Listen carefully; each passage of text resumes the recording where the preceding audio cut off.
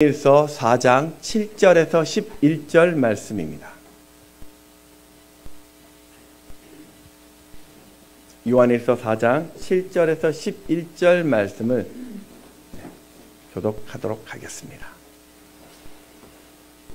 사랑하는 자들아, 우리가 서로 사랑하자. 사랑은 하나님께 속한 것이니 사랑하는 자마다 하나님으로부터 나서 하나님을 알고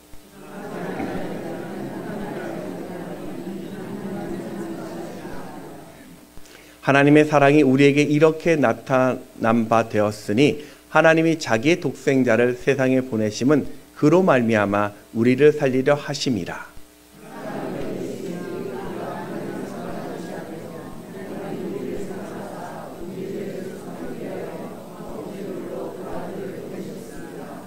함께 읽겠습니다.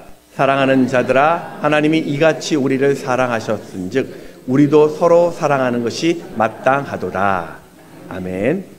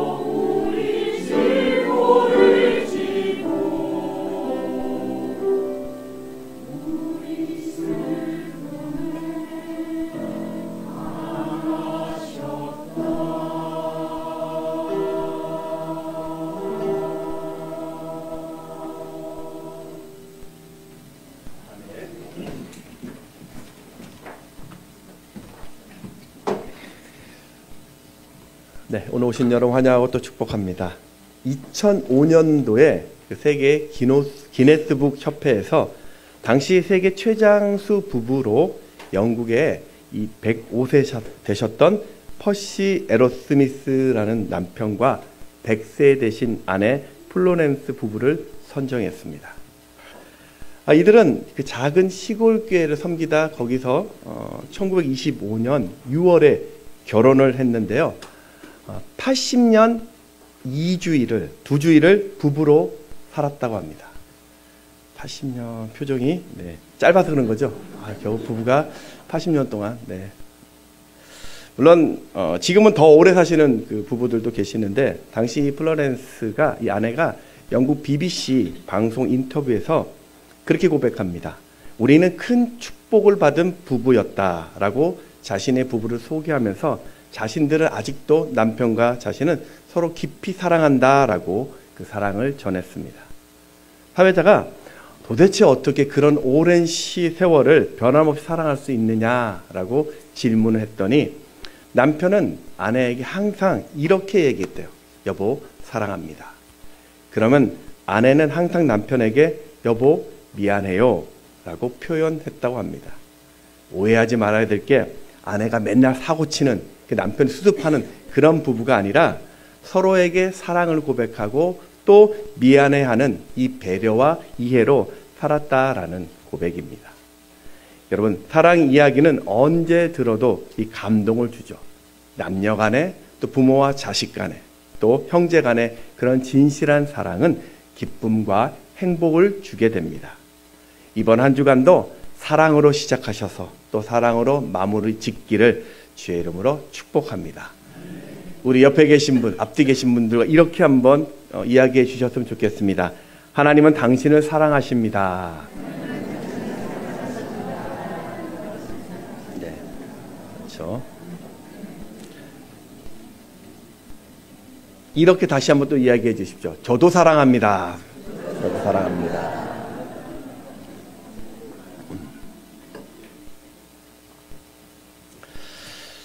우리가 살다 보면 의지하고 싶은 그 힘을 가지고 싶어 하는 것들이 있습니다. 어떤 사람은 그게 가정이 될 수 있고 또 어떤 사람은 그게 건강이 될 수도 있고 또 어떤 사람에게 물질이 되기도 하고 경험이나 꿈이나 성취 이런 것들을 힘으로 가지고 싶어 합니다. 그런데 성경은 그 모든 것보다 사랑만한 힘이 없다라고 말씀하고 있습니다.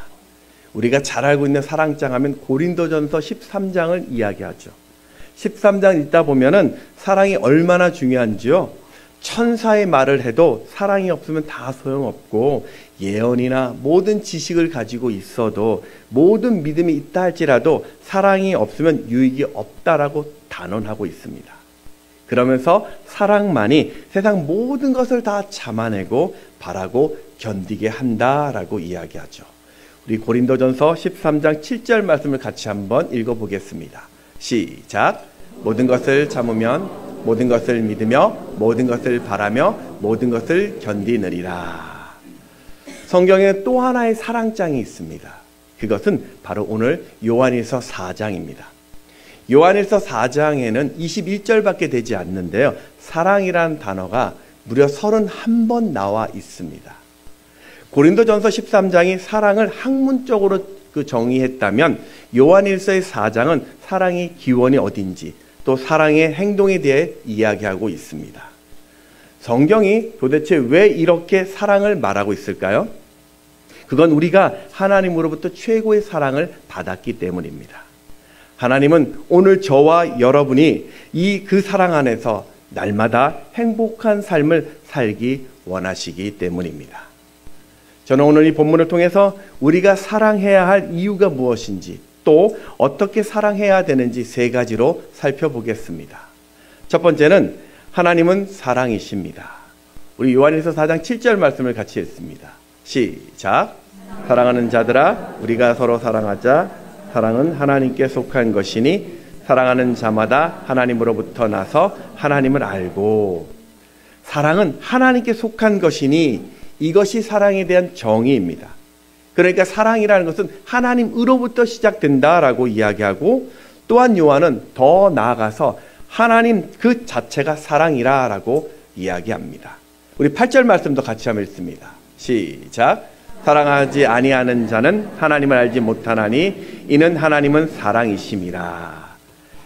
그러니까 하나님은 사랑 자체이시기 때문에 하나님이 하셨던 모든 행동은 다 사랑이라는 것입니다. 왜 하나님이 우주 만물을 창조하셨을까요? 바로 이 만물이 하나님의 사랑의 표현이기 때문입니다. 우리를 얼마나 사랑하시는지요, 우리를 안전하게 살 수 있도록 가장 완벽한 천하 만물, 이 자연을 만드셨습니다. 해와 달과 별, 나무, 꽃, 심지어 풀 한 포기조차도 조화롭고 질서 정연하게 만드셨습니다. 우리 하나님이 만드신 우리의 몸을 한번 보십시오. 여러분, 우리 몸에 혈관이 있는데요. 이 혈관은요, 길게 연결하면 97,000km가 됩니다. 그러니까요, 우리의 혈관을 일직선으로 나열하면 지구 2바퀴 반을 돌릴 수 있는 거리입니다. 하나님은 그 길고 복잡한 혈관을 내 몸 구석구석에 심어놓고 내가 건강하게 살 수 있도록 인체의 노폐물을 걸러내고 영양분을 공급시키게 했습니다. 또 신체의 체온을 유지시키기 위해서 우리 몸에는 250만 개의 땀구멍을 만들어서 에어컨 역할, 체온 유지를 할 수 있는 에어컨 역할을 하게 했습니다. 우리의 피부는요, 28일을 주기로 끊임없이 새로운 세포로 재생하게 만들어서 상처난 피부를 아물게 하고 우리 몸의 수분을 유지하게 만듭니다. 우리의 장에는요, 약 100억 조의 미생물을 살게 해서 음식의 소화를 돕고 면역 체계를 강화시켰습니다. 우리의 신장은 하루 200리터의 혈액을 여과하게 만들어서 몸의 그 노폐물과 과잉의 물을 조절하게 만들었습니다. 여러분, 이게 우연하게 만들어졌다라고 말하면 안 됩니다. 우리를 향한 하나님의 사랑입니다.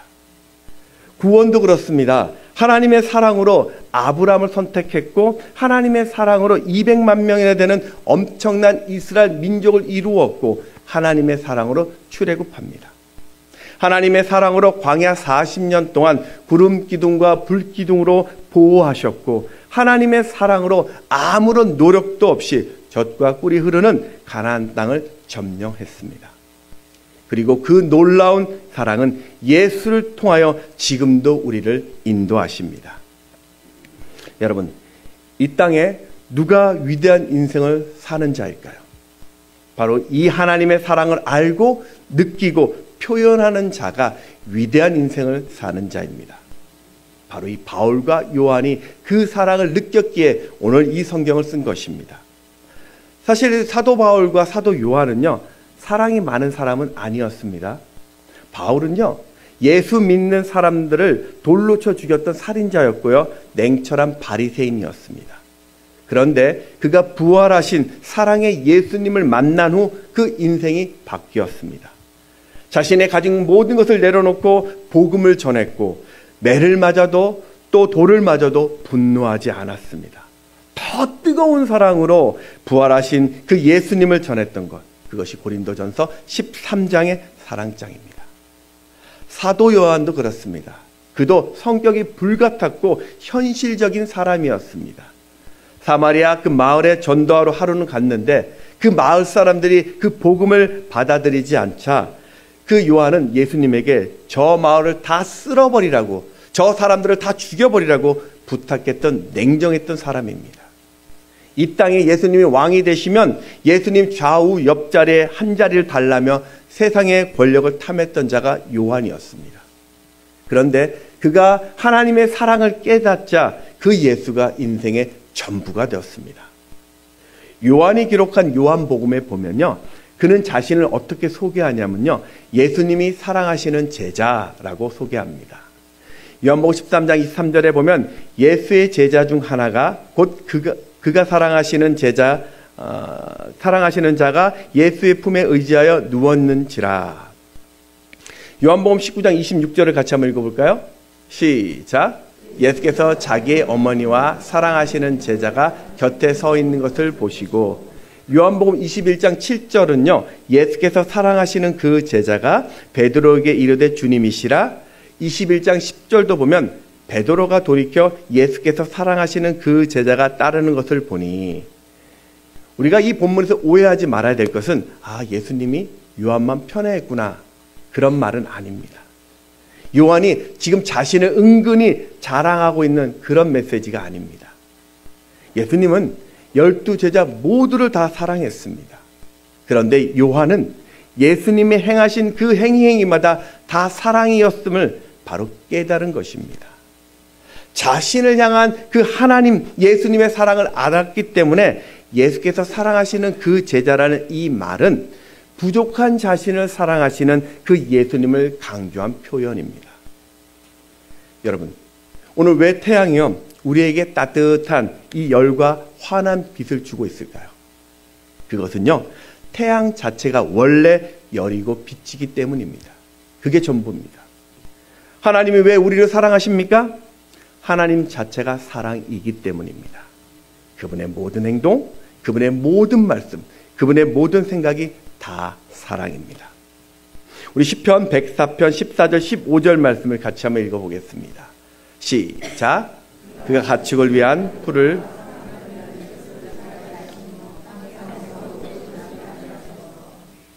사람의 마음을 기쁘게 하는 포도주와 사람의 얼굴을 윤택하게 하는 기름과 사람의 마음을 힘있게 하는 양식을 주셨도다. 이게 사랑입니다. 때문에 우리는 내 눈에 보이는 모든 자연이 하나님의 사랑이심을 확인해야 합니다. 우리 교회의 모든 것이 다 하나님의 사랑이심을 보아야 합니다. 내 모든 행동과 삶이 다 하나님의 사랑하심의 증거가 되어야 합니다.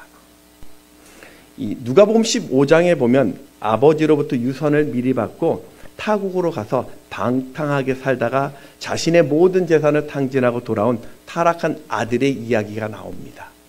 이 아들은 더 이상 살아갈 길이 없자 다시 아버지 집으로 돌아가는데 자신의 이전에 철없던 행동이 너무나 부끄러워서 이제는 아들이 아니라 종으로 불리길 원했습니다. 그때 아버지가요, 그래 너는 이제부터 내 종이다. 그래 너는 이제부터 네가 하는 행동을 보고 내가 판단하겠다. 그렇게 말하지 않았어요. 죽은 내 아들이 돌아왔다고, 잃어버린 내 아들을 찾았다라고 기뻐하며 환호했습니다. 누가복음 15장 24절 말씀입니다. 같이 읽습니다. 시작.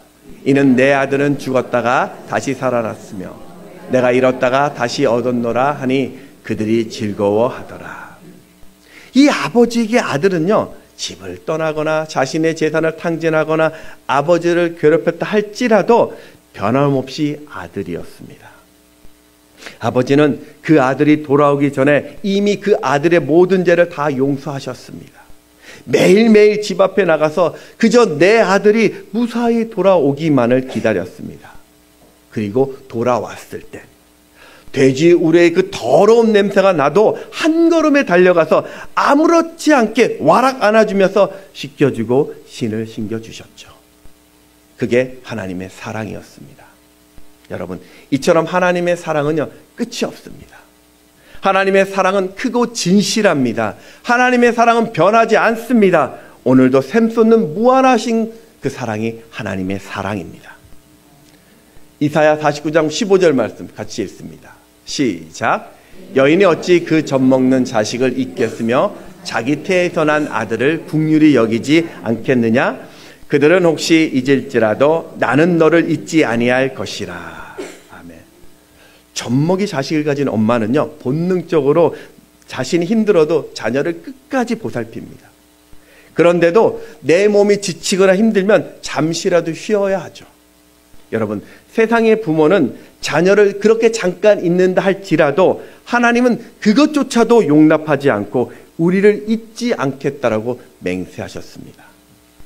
날마다 이렇게 해가 뜨는 것처럼 여러분, 하나님의 사랑은 오늘도 여러분을 비추고 있다라는 사실을 기억하시기 바랍니다.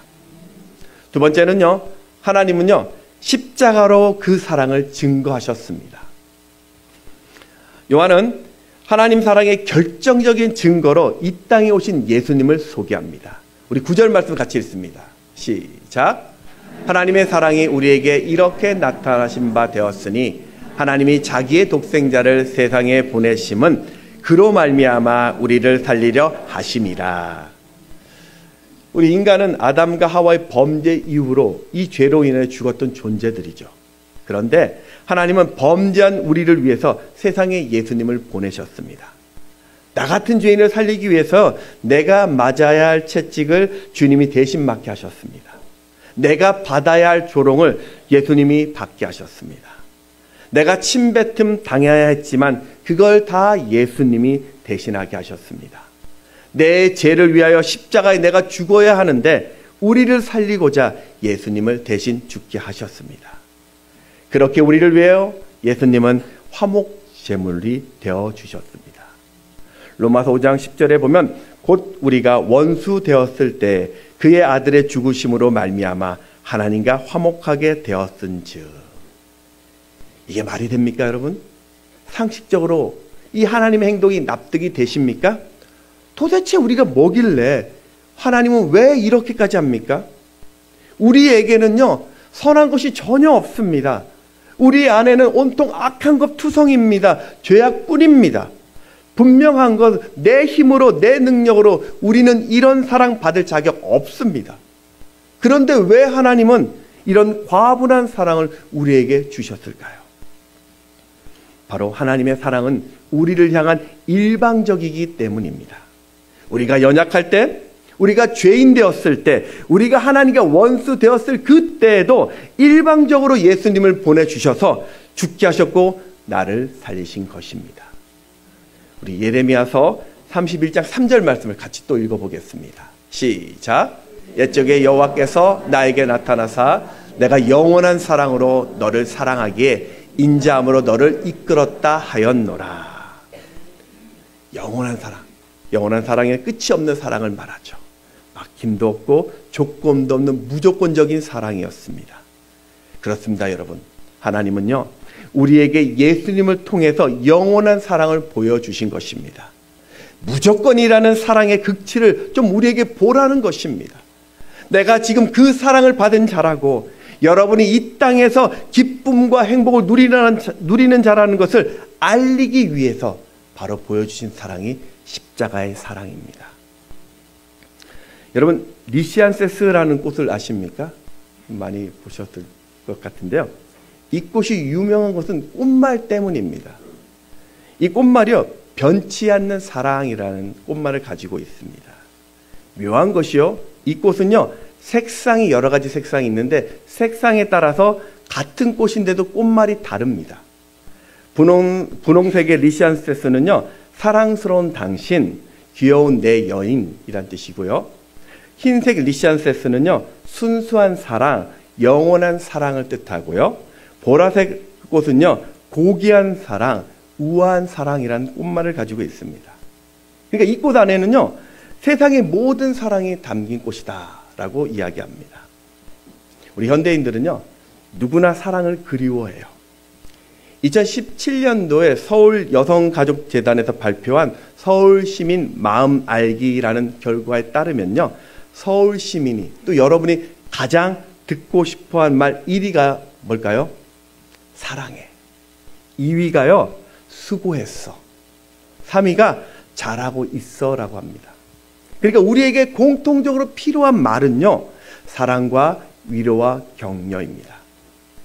근데 문제는 세상의 사랑엔 한계가 있다라는 거예요. 세상의 그 위로는요, 아무리 채우려고 해도 늘 결핍이 있습니다. 세상의 격려는요, 늘 공허합니다. 그래서 오늘 리시안세스의 꽃처럼 세상의 모든 사랑을 담고 또 뛰어넘는 하나님의 사랑이 우리에게 꼭 필요한 것입니다. 여러분, 오늘 여러분에게 하나님의 사랑이 부어지면요, 진짜 행복해집니다. 오늘 여러분에게 하나님의 사랑이 부어지면 내 인생이 새로워집니다. 심각한 죄의 문제가 해결되고요, 죽음의 문제가 풀리고요, 불행한 모든 것에서 자유하게 됩니다. 여러분이 구원을 얻을 것이고요, 영생이 주어질 것이며 진리로 만족해 되며 살아갈 이유가 생기는 것입니다. 하나님의 사랑이 부어질 때 세상 사람들에게 우리는 더 이상 사랑을 구걸하지 않아도 됩니다. 왜냐하면 내 안에 채워진 그 하나님의 사랑은요, 물탱크 같은 사랑이 아니라 샘물 같은 사랑이기 때문입니다. 이 물탱크에 고인 물은요, 쓰다 보면 언젠가 반드시 고갈이 됩니다. 하지만 샘물은요, 퍼내면 퍼낼수록 더 맑은 물이 계속해서 솟아납니다.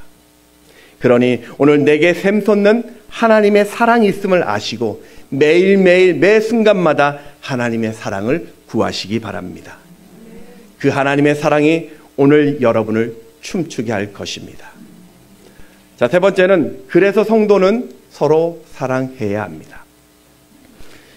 요한은 그 7절에서 서로 사랑하라라고 말하고요, 11절에서는 사랑하는 것이 마땅하다라고 이야기합니다. 우리 11절 말씀을 같이 한번 읽어보겠습니다. 시작.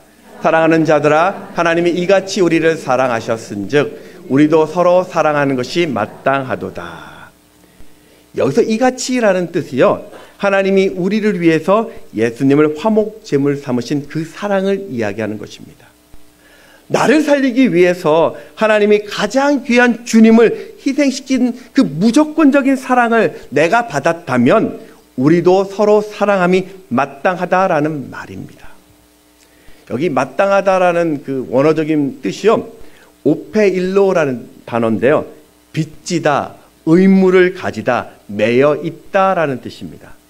그러니까 마땅하다라는 이 말은요, 서로 사랑하는 것이 선택이 아니라 반드시 해야 되는 의무라는 것입니다. 사랑하는 여러분, 오늘 여러분은 예수를 믿으시죠? 하나님의 자녀됨을 믿고 계시죠?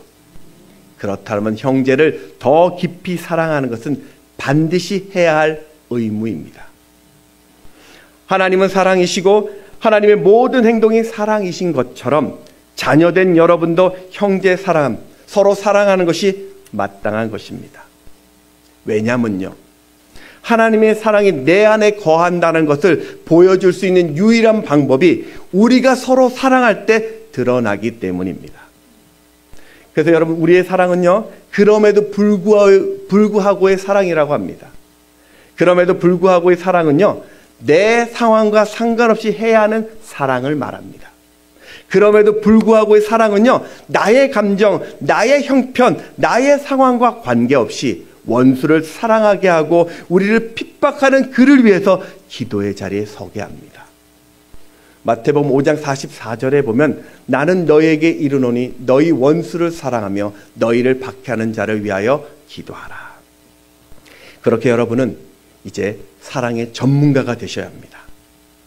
자, 그럼 어떻게 하면 내가 사랑의 전문가가 될 수 있을까? 저는 오늘 몇 가지 간단하게 실천할 사항들을 좀 나눠보겠습니다. 첫 번째는요, 사랑의 전문가가 되려면 사랑의 말을 하십시오. 여러분, 내가 연수가 좀 있다고, 내가 직분을 받았다고, 내가 좀 더 안다고 누군가를 무시하거나 하대하는 말은 하나님을 무시하는 것입니다. 여러분, 그거 아십니까? 서로 여러분 존댓말을 쓰면요, 싸움이 사라집니다. 이전에 섬겼던 목사님이 작은 아이들에게도 존대를 써요. 경어를 씁니다. 제가 그때 물어봤습니다. 목사님, 부부싸움 하십니까? 예전에 한 번 하고 40년 살면서 한 번도 한 적이 없대요. 그 이유 중에 하나가 부부끼리도 경어를 쓴다, 존댓말을 쓴다고 합니다. 생각해 보십시오. 야, 너는 이랬어. 네가 이렇게 했잖아. 존댓말 써보십시오. 야, 네가 이랬어요. 네가 이렇게 했잖아요. 예, 싸움이 약해지죠. 이게 싸움이 안 됩니다. 그 비법을 가르쳐 주더라고요. 여러분, 비난을 그치시고요, 사랑의 격려를 말해 주십시오. 책망을 그치시고요, 사랑의 기도를 해 주십시오. 발명왕 그 토마스 에디슨의 어머니가 낸시 엘리엇 여사인데요, 에디슨이 늘 바보 같고 황당한 아이들 때문에 사람들에게 조롱을 받으니까요, 항상 그 아들에게 뭐라고 얘기했냐면, 얘야, 남들이 뭐라고 하든 엄마는 널 믿는다라고 얘기했대요. 그 사랑의 격려가 에디슨을 세계적인 발명왕으로 만들었습니다. 음악과 철학과 신학과 의학의 학문적인 깊이와 명예로 많은 사람들에게 존경을 받았던 슈바이처 박사가 그 자신의 모든 것을 뒤로하고 아프리카 흑인들의 생명을 살리기 위해 헌신하게 된 배경도요, 세상의 돈보다 더 소중한 것이 있다는 어머니의 그 사랑의 말 때문이라고 합니다. 교육학의 아버지라 불렸던 페스탈로치는 아이들이 맨발로 뛰노는 마을을 지날 때면 하던 일을 멈추고 땅에 있던 유리 조각들을 주워서 자신의 주머니에 넣는 일로 유명하죠.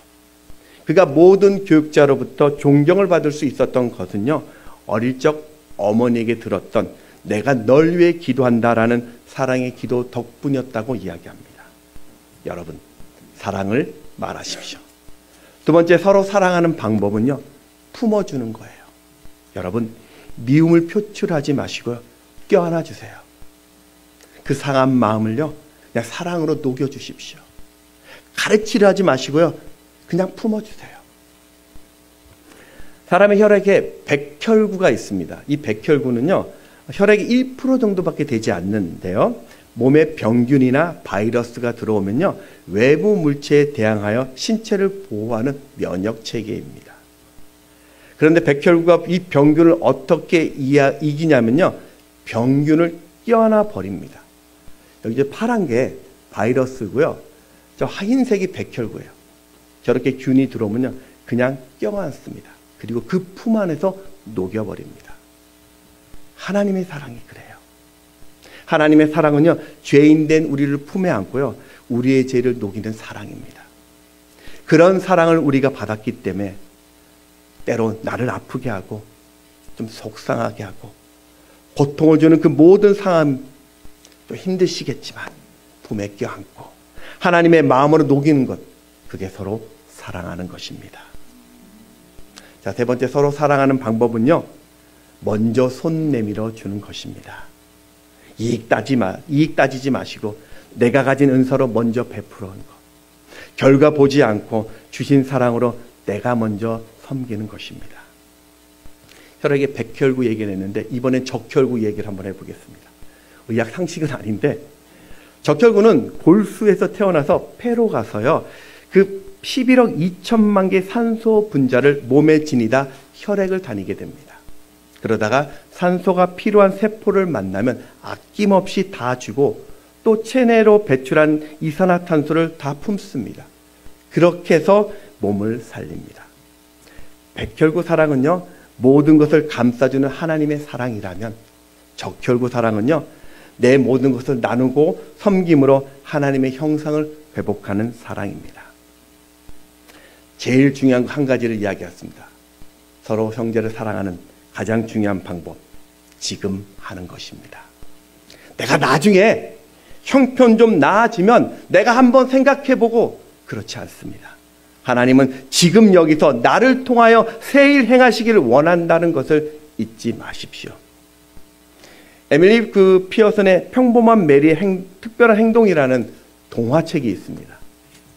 메리라는 여자아이가 어느 날 학교에서 집으로 오다가 길가에 먹음직스러운 블루베리를 발견하고 한 바구니 열매를 땄습니다. 그리고 그 바구니를 돌아오는 길에 이웃집 아줌마가 생각나서 그 집 앞에 몰래 갖다 놓았습니다.